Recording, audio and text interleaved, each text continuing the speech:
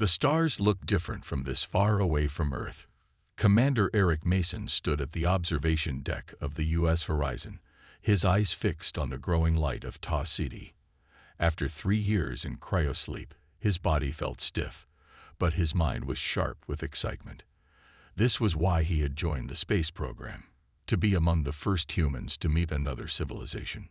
"Commander, we're approaching orbit," said Lieutenant Olivia Carter, the ship's xenobiologist. Her voice pulled Eric from his thoughts. "The surface scans show cities, roads. They're definitely advanced." Eric nodded. "Any signs they've noticed us?" "Yes, sir. They're sending signals. The computer is trying to decode them now."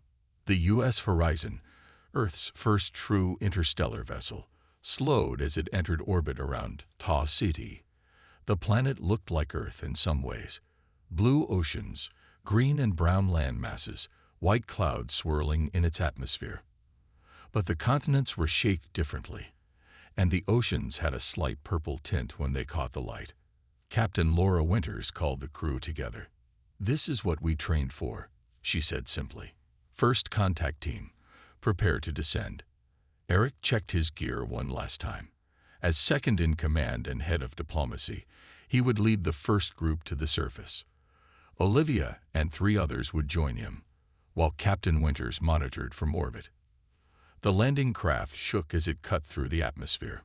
Through the viewport, Eric could see a flat area that looked like it had been cleared for their arrival. As they got closer, he saw figures waiting, blue-skinned humanoids standing in neat rows. "Remember," Eric told his team, "we follow first contact protocol. No sudden movements, maintain distance until invited closer, and let the translators do their work." The craft landed with a gentle bump. Eric took a deep breath and opened the door. The air of Taw City smelled sweet, like cinnamon and something else Eric couldn't name. The gravity was slightly stronger than Earth's, making his first steps feel heavy. The blue-skinned beings watched without moving. One stepped forward. She. Eric somehow knew this being was female, was taller than the others. Her skin was a deeper blue that shimmered in the sunlight. Her eyes were large and silver, with no visible pupils, yet Eric could feel her gaze on him. Eric raised his hand in greeting. The translators on his wrist began working, converting his words into sounds the Seatians might understand. "We come from Earth. We seek peaceful contact with your people." The female Seatian tilted her head, listening to the sounds. Then she raised her hand, mimicking his gesture. "I am Nayara." The translator converted her musical speech. "Chief Scientist of Extraterrestrial Studies. Welcome to our world." The first few hours passed in careful exchanges. The Seatians took them to a building near the landing site, clearly prepared for their arrival. Eric learned that the Seatians had been watching Earth for decades, picking up signals and learning. They had known humans were coming. Nayara stayed close to Eric, asking questions about Earth, about humans, about their journey. Her curiosity matched his own. "Your species travels very far," she said. "Why?" "To learn," Eric replied. "To connect with others in the universe." Nayara's silver eyes seemed to brighten. "This is a good reason." As night fell, alarms suddenly blared. Seatian guards rushed into the room, speaking quickly. Nayara's posture changed instantly. "What's happening?" Eric asked. "Danger," she said. "Not all welcome you. Some fear." Before Eric could respond, an explosion shook the building. Through the windows, he saw flames. Armed Seatians were approaching. "We must move." Nayara grabbed his arm. "Come." As they ran for safety, a falling beam crashed toward Nayara. Without thinking, Eric pushed her aside, taking the impact on his shoulder. Pain flared through his body as he fell. The last thing he saw before losing consciousness was Nayara's silver eyes wide with concern, her blue face illuminated by the distant flames. Eric woke up to an unfamiliar ceiling. The room had soft blue lights and walls that seemed to glow slightly. He tried to sit up, but pain shot through his shoulder. "You must rest," said a musical voice. Nyara moved into his view, her blue skin catching the light. Your body heals, but slowly. Where am I? Eric asked, his voice rough. Sishin Healing Center, she replied. 3 days have passed since the attack. Eric remembered the flames, the falling beam, pushing Nyara out of the way. The others, my crew. Safe. Captain Winters sent more people down. They talk with our leaders now. Nyara sat beside his bed. You saved my life. Eric managed a small smile. Just reacting. You would have done the same. Nyara touched her chest in what seemed like a gesture of respect. Your actions show your true self. My people value this. Over the next week, as Eric recovered, Nyara visited him daily. She brought images of her world to show him.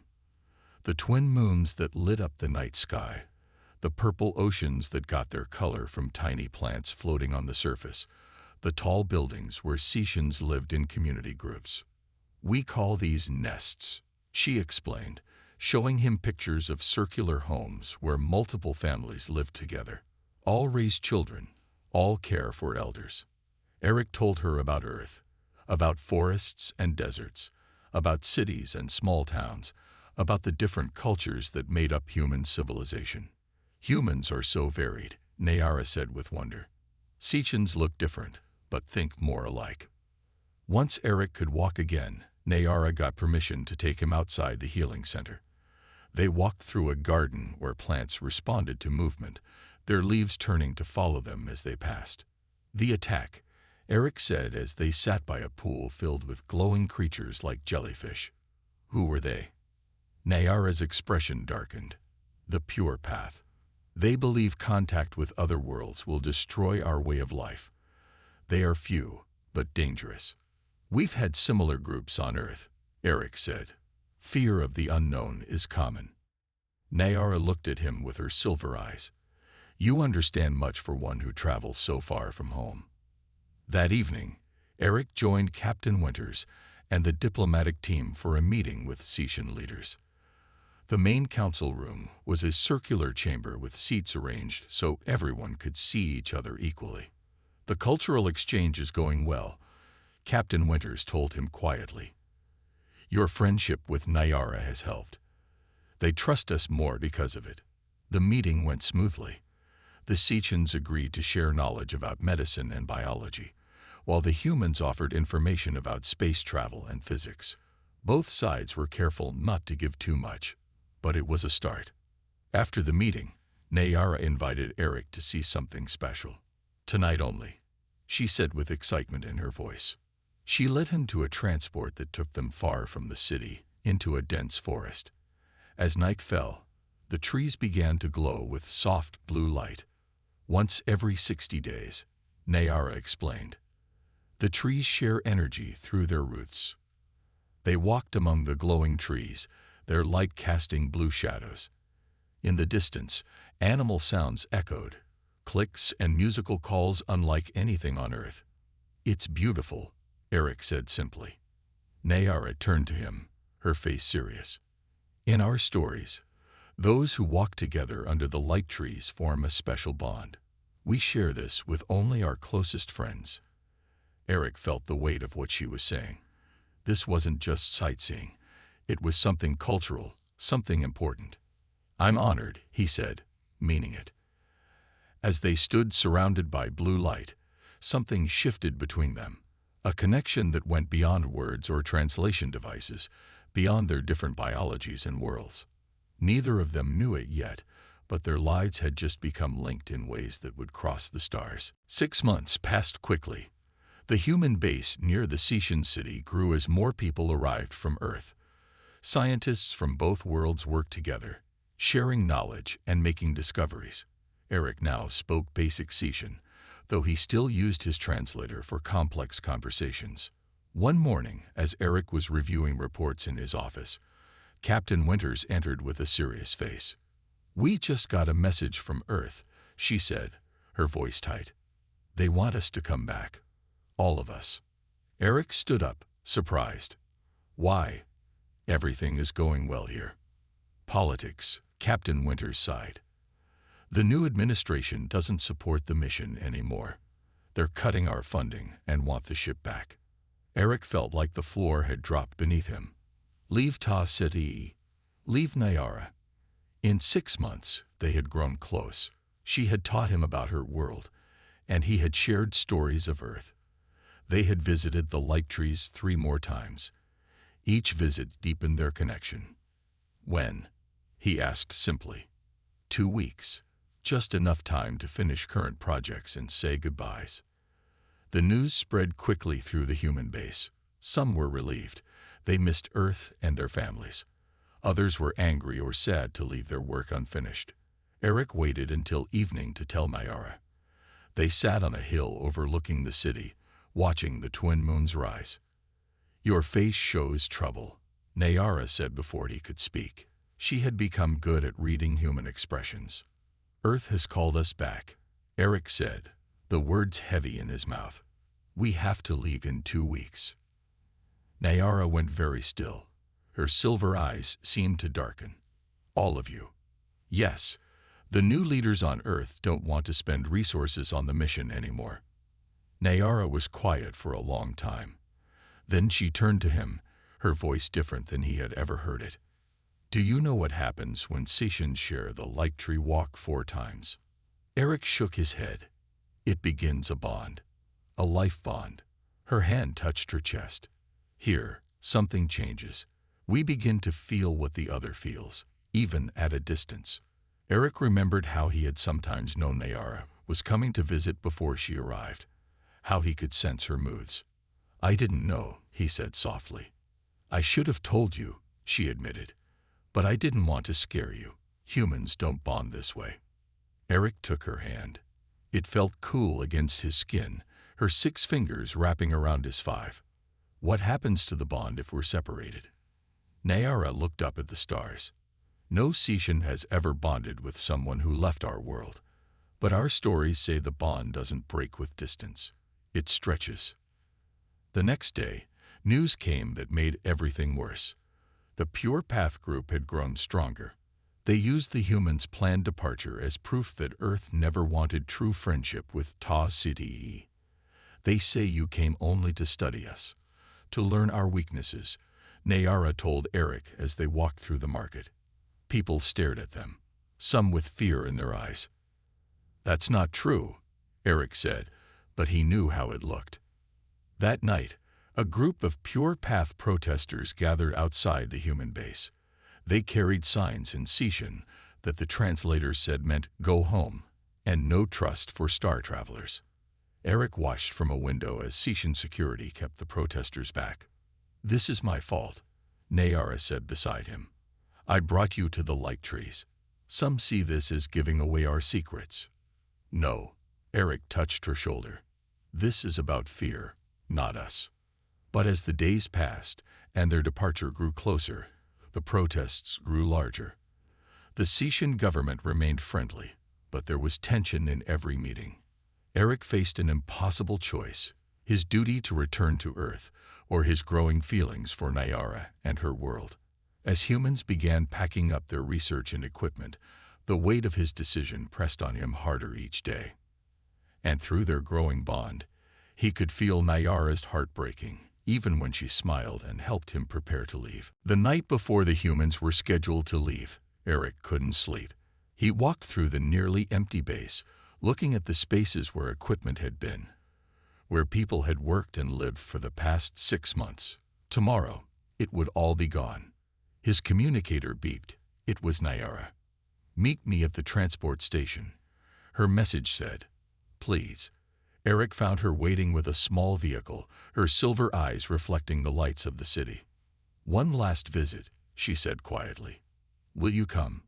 He nodded, knowing where they were going. The light trees were not glowing tonight. It wasn't their time. But even in darkness, the forest felt special. They'd walked in silence until they reached a clearing where they had sat during previous visits. Nyara turned to face him. I have something to give you before you go. From a small pouch at her waist, she took out a smooth blue stone that seemed to have light trapped inside it. This is soulstone, she explained. When stations form a bond that must stretch across distance, we share these. She pressed it into his hand.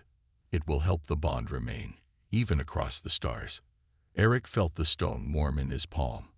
I don't have anything to give you. You already have, she said. Your stories, your friendship, your understanding. She placed her 6-fingered hand on his chest, over his heart. Now I must perform the sending ritual. It will strengthen what began with our walks. Eric nodded, though he didn't fully understand. Nayara began to sing softly in Sishan, words his translator didn't catch. The sound was beautiful, like water flowing over stones. As she sang, she moved her hands in patterns around his head and chest, never quite touching him. Eric felt something strange, a warmth spreading from his chest to his head, like a gentle wave. For a moment, he thought he could see himself through Mayara's eyes, feel what she felt. The sensation passed quickly, leaving him dizzy. There, she said when she finished. Now part of me goes with you, and part of you stays here. Eric wanted to say so many things, but the words wouldn't come. Instead, he pulled her close in a human embrace. After a moment's surprise, she wrapped her arms around him. I will come back, he whispered. Somehow, I'll find a way. Dawn came too quickly. At the landing site, humans and Sishans gathered to witness the departure. The Sishan leaders gave formal speeches about friendship and future cooperation. Captain Winters responded with promises to maintain contact.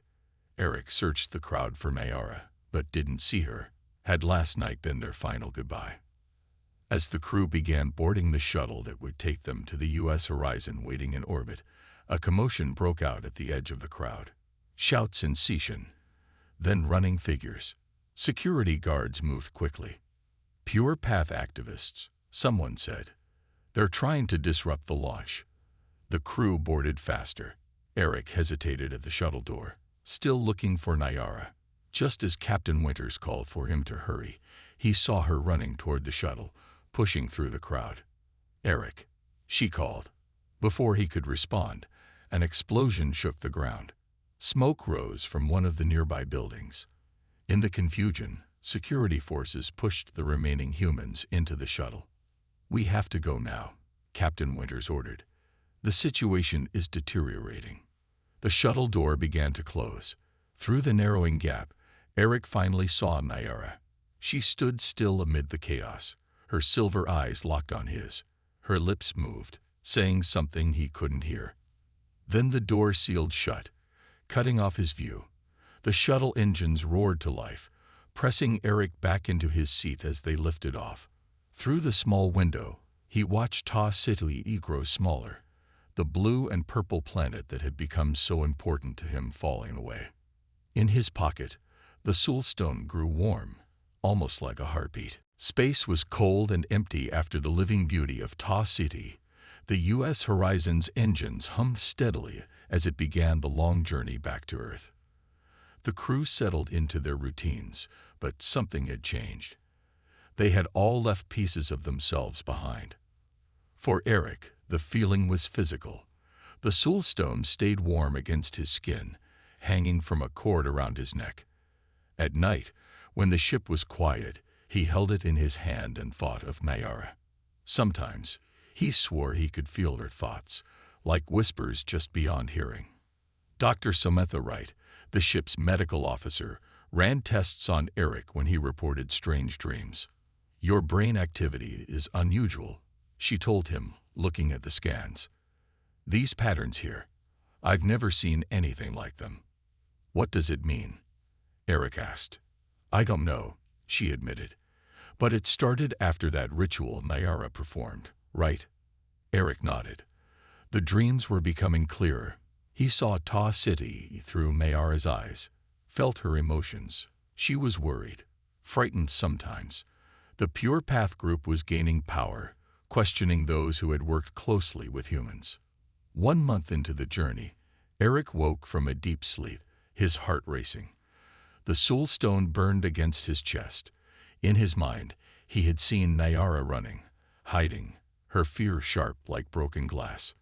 It's getting stronger, he told Dr. Wright the next day. The connection. She looked concerned. This defies everything we know about physics. You're millions of miles apart now. Maybe Sician science knows things we don't, Eric suggested. As they approached the halfway point of their journey, the U.S. horizon received its first messages from Earth in months. The news wasn't good. Captain Winters called the senior crew together. There's been a major political shift, she explained, her face grave. The government that sent us has fallen. The new leaders want to cut all ties with non-Earth civilizations. What does that mean for our mission? Olivia Carter asked. It means we may not be welcome when we get home, the captain said bluntly. More messages arrived as they drew closer to the solar system. Earth was changing, turning inward, afraid of the larger universe they had discovered. Eric spent more time alone, focusing on the bond with Mayara. It was his only comfort as Earth grew more hostile to their mission. Through flashes and feelings, he pieced together what was happening on Ta City. The Pure Path had taken control of several important councils. Scientists who had worked with humans were being questioned, some removed from their positions. She's in danger, he told Captain Winters. The Pure Path is targeting her because of me. Even if that's true, we can't turn around, the captain said gently. We barely have enough fuel to reach Earth. 2 weeks from Earth, Eric woke from the most vivid dream yet. He had seen through Mayara's eyes as she and other scientists were forced to work on something big. A weapon. The Pure Path leaders believed Earth would send more ships, bigger ones, with weapons. They'd wanted to be ready. They're using what we taught them against us, Eric realized with horror. When the U.S. horizon finally reached Earth orbit, they received their official orders. Remain in quarantine above Earth. No one was to come down until they had been properly screened for alien influence. Eric stood at the observation window, looking down at the blue planet that was his home. It had never felt so foreign to him. The soulstone pulsed against his skin, a reminder of another world, another home, where someone with silver eyes looked up at the stars and thought of him. And somewhere in his mind, growing clearer by the day, was Nayara's voice. Find a way back. We need you. 2 years passed. Earth had changed its mind about space exploration many times in those years. The crew of the U.S. Horizon had finally been allowed to return to Earth, but under strict conditions. They were watched carefully, especially those who had spent the most time with the Sicians. Eric now lived at a small research station on Europa, one of Jupiter's moons. The government thought it safer to keep the alien-influenced crew members away from Earth's population. Only 5 of them were there: Eric, Dr. Wright, Olivia Carter, and 2 engineers who had worked closely with Sician scientists. The isolation wasn't all bad. The quiet gave Eric time to focus on his connection with Mayara. The soulstone never left his neck, and their bond had grown stronger over time. He could now feel not just emotions, but sometimes catch clear thoughts, see sharp images of what she was seeing. Dr. Wright continued to study him. Your brain has changed, she told him one day. These new neural pathways, they're unlike anything in medical records. Is it dangerous? Eric asked. No, she said. Actually, it's fascinating. Your brain has adapted to receive signals across space, signals that shouldn't be possible according to our understanding of physics. One night, as Eric slept, the soulstone grew hot against his skin, waking him. In his mind was a clear message, not just feelings but words. We are coming. The next morning, as he was telling Dr. Wright about the message, alarms began to sound throughout the station. Something had been detected entering the solar system, something moving faster than any human ship. Station Director Alan Peters called everyone to the control room. On the main screen was a blurry image of a ship unlike any they had seen before. It's Sician, Eric said immediately. He didn't know how he knew, but he was certain. How can you tell? Director Peters asked. The design, and I can feel her. Nayara is on that ship. No one questioned him. After 2 years of witnessing his connection, they had learned to trust it. Earth Defense is tracking it, the communications officer reported. They're preparing to intercept. No, Eric said sharply. They're not a threat. Director Peters looked torn. We don't have the authority to interfere with defense operations. Eric made a quick decision. I need a shuttle. That's against all protocols. The director protested. I'm the only one who can stop this from becoming a disaster, Eric insisted. I can communicate with them in a way no one else can. After a tense discussion, Director Peters reluctantly agreed. But you go alone, and if Earth Defense orders you to return, you comply immediately. Within an hour, Eric was piloting a small research shuttle away from Europa. The coordinates of the Seacian ship had been loaded into his navigation system. As he flew, the soulstone grew warmer, the mental connection stronger. I'm coming, he thought, hoping Mayara could sense him too. The Seacian ship was beautiful, sleek and blue, with sections that seemed to glow with inner light. It had stopped just beyond Mars, as if waiting. Earth defense vessels were approaching from the other direction, weapons ready. Eric positioned his shuttle between them and opened all communication channels. This is Commander Eric Mason of Earth. I request that all ships hold position. I am in direct contact with the Seacian vessel. Through the bond, he felt Nayara's recognition, her relief, her urgency. There was something important, something dangerous, something that threatened both their worlds. As Eric's shuttle moved closer to the Seacian ship, a door opened in its side. Light spilled out, and a single figure stood silhouetted against it. Even from a distance, even after 2 years, he knew her immediately. The blue skin, the silver eyes that seemed to look directly into his soul across the emptiness of space. Nayara had crossed the stars to find him.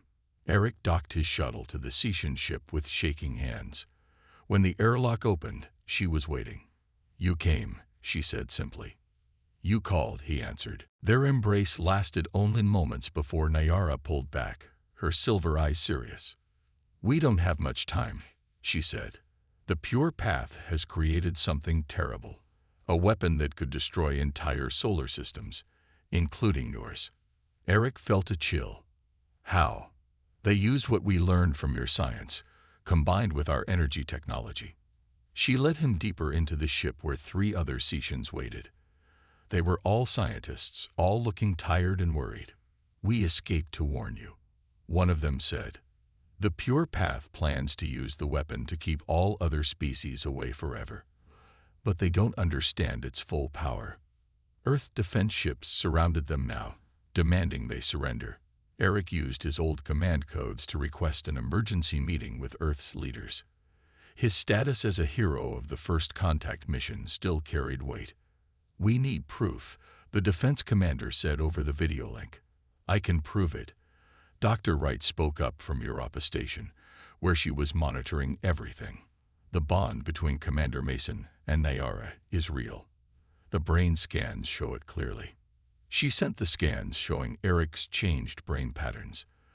This connection defies our physics. If Seacian science can do this, they could certainly create the weapon Nayara describes. After tense hours of discussion, Earth's leaders agreed to meet with the Seacians. The meeting would take place at the Europa Station, away from Earth's population. As they traveled to Europa, Nayara explained how the Pure Path had taken control on Ta City. They used our departure to spread fear, she said. Many believed you would return with weapons. And now they're building their own, Eric said. Nayara nodded sadly. Most Seacians don't know. The Pure Path keeps secrets. The meeting at Europa Station was difficult. Earth's leaders were suspicious, the Seacian scientists desperate. But as Nayara and her colleagues showed their evidence, plans and test results they had stolen before escaping, even the most doubtful humans began to believe. This weapon uses the energy between stars, Nayara explained. It could destroy your sun if used near enough. Why would they create something so dangerous? One Earth leader asked. Fear, Eric answered simply. The same fear that made Earth turn away from space after we returned. The room was quiet as everyone considered this. Dr. Wright, who had been studying the Seacian data, suddenly spoke. There's something else here. The technology that allows Eric and Nayara's bond. It could revolutionize communication across space. It could change everything. Slowly, carefully, humans and Seacians began to form a plan. They would send a joint mission back to Ta Ceti E to stop the weapon and show both worlds that cooperation was possible. Many Seacians opposed the pure path. Nayara said, they just need hope, proof that humans aren't a threat. 3 days later, as preparations for the mission began, Eric and Nayara found a quiet moment together. They stood in the observatory dome, looking out at Jupiter and the stars beyond. You crossed the stars to find me, Eric said, still amazed at what she had done. The bond showed me the way, she replied. Even across such distance, I could feel where you were. When this is over, what happens to us? He asked. We come from different worlds. Nayara took his hands in hers, her 6 fingers intertwining with his 5. Perhaps we can build a bridge between those worlds. Others could share what we have learned. Eric looked into her silver eyes, saw the same hope he felt. You took a huge risk coming here. I had to, she said simply. When you left, something broke inside me. I never want to feel that emptiness again. She leaned forward until her forehead touched his, a Seacian gesture of deep connection. Don't ever leave me again, she whispered.